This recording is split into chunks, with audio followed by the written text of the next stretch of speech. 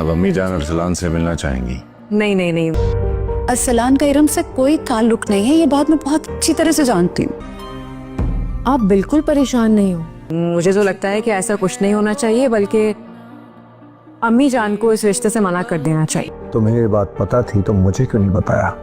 हया ने मना किया था। इरम और हारून मिलकर जो साजिश कर रहे हैं ना, वो जल्दी खुलकर सबके सामने आने वाली है। तुम्हारा गैर मामूली इंटरेस्ट मेरी समझ में नहीं आ रहा है, इसका क्या मतलब हुआ? हाया अपने ही जाल में फंसती चली जा रही है। जो उसने अरसलान और इरम के साथ किया था, अब अरसलान का रिश्ता सुनने के लिए आ चुका है।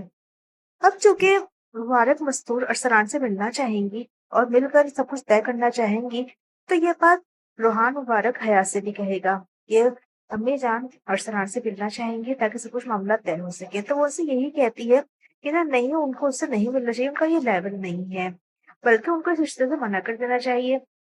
तो वो उसे कहता है कि नहीं, उनको मिलना चाहिए, क्योंकि जब वो मिलेंगी तो अरसलान और इरम का सच सामने आ जाएगा। और जब सच सामने आ जाएगा तो सब कुछ क्लियर हो जाएगा। तो वो उससे कहती है कि नहीं, उनको उनसे मिलना नहीं चाहिए, बल्कि इरम को इस घर से धक्के देकर बाहर निकालना चाहिए और अरसलान को इस रिश्ते से मना कर देना चाहिए।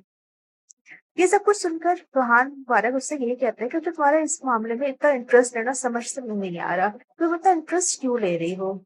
ये बात सुनकर हया काफी ज्यादा परेशान हो जाती है। दूसरी तरफ अब हया ने उस प्रोजेक्ट से पीछे हट ली है। तो जब रूहान मुबारक अपनी अम्मीजान से बात करेगा तो उसकी अम्मीजान उससे यही कहती है कि अगर वो अपनी मर्जी से सब कुछ हट चुकी है तो हम जो है उसको इसमें इन्वॉल्व नहीं करेंगे।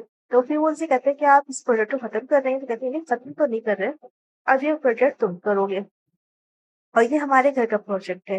जब ये बात हया को पता चलती है तो हया बेइंतहा गुस्से में आ जाती है और अपने शौहर से यही बात कहती है कि ये सब कुछ मैं होने नहीं दूंगी। तो वो उसे कहता है कि तुम ये सब कुछ किस लिए क्यों कर रही हो। तो कहती, मैंने इस बारे में सोचा था और ये मेरा बेबी है। तो वो उससे यही कहता है कि तुम्हारे बेबी को किसी और ने अडॉप्ट कर लिया है।